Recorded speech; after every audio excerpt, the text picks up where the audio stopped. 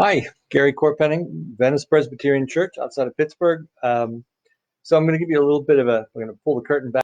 It's been a very full morning for me today, and I like to have what I'm going to talk about kind of lined out for me on paper, and I just haven't been able to kind of make that work. So I'm just stepping off without much of a safety net under me, and we'll see where we get to.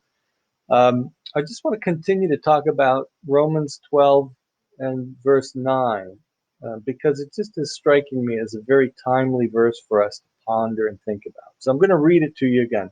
This is Romans 12, verse 9. In the New International Version, it reads this way: Love must be sincere.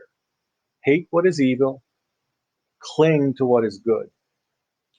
Now, I want you to notice how Paul connects love and good and evil in this verse and links them together as being deeply importantly related to each other. The way he talks about how we react to evil and good takes us a little deeper into how he thinks about the way the human heart relates to the world. Um, One of the things that's plain is that he's calling us to a certain orientation of life, that we should be drawn to what is good and revolted by what's evil. That's the essence of the right orientation to life. Um, the language he uses here is real graphic. He talks about clinging to what's good, or as some translators talk about it, embracing what is good, drawing it to ourselves, or drawing ourselves to it, to what's good. And the word he uses for hating evil is a very kind of an action-oriented word. It means to shove it away, or to be abhorred or appalled by it.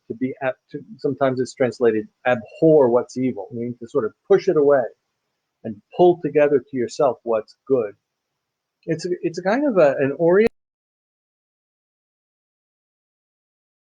life that's guided by desiring the right thing, to have a deep-seated desire for what's good and a revulsion of what's evil.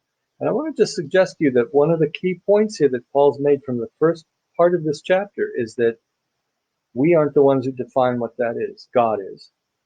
The world around us, right, as he talks about up in verse 2, is always trying to conform us to the world's point of view.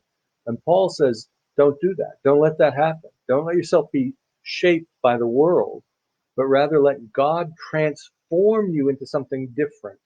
And that something different is going to be that we will have a heart that's drawn to what's good, what he defines as good, and that is revolted by what is evil, what he defines as evil. Now, our world is going to define those terms, good and evil, in very different ways than he does, because the world's fallen. And the fact is that inside of us, we are also going to be prone to try to define good and evil on terms that we like better. But the truth is, God's point of view on what's good and evil supersedes all the other. But he links these things together with love, as you see in verse 9 here, Romans 12, verse 9.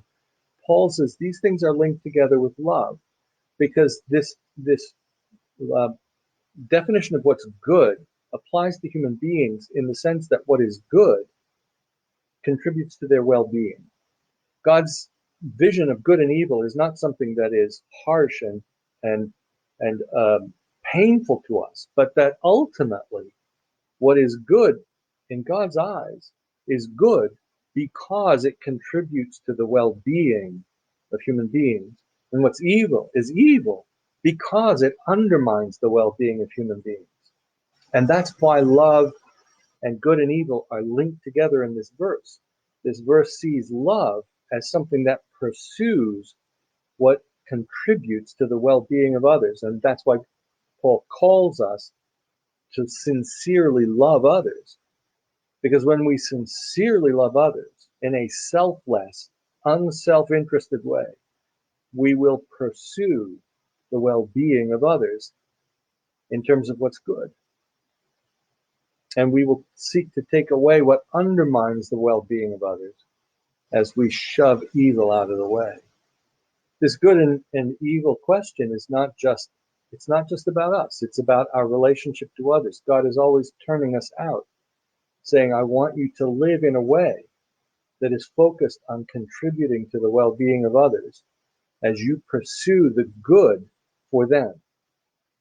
And in these hard and challenging times, that's the task before us. I've talked about that, how the context of hardship and fear and anxiety can cause us to turn in and become self-interested. And God says, don't do that. Don't do that. Instead, keep your heart's desire so much on the good that you are seeking that for other people. That's the pursuit of your life, is to seek what is good and apply it to the lives of all the people around you, regardless of how you feel about them, whether you like them or not. That's not relevant. God calls us to love everyone, including our enemies, and that means to seek their well-being also. It's a challenge. It's hard. It doesn't come easy to us. Doesn't come naturally to us. But when we do it, we line our hearts and our minds and our lives up with the pattern of Jesus, who shows us how to love our enemies by seeking their well-being. So that's my challenge to you and to me, is that we seek ways to do that in these times, that we don't seek ways to bash our enemies, but to provide for their well-being, to seek the good of all. It's hard, but in God we can do it. So let me challenge you to do it, and I'll join you with that. Let's pray. We thank you, Lord, for your faithfulness to us, and we thank you that you love us even though we don't deserve your love, and that you seek our well-being even when we seek to reject you. We ask, Lord, that you give us your heart and help us to live after the pattern of Jesus. Amen. I'll talk to you again tomorrow. Take care.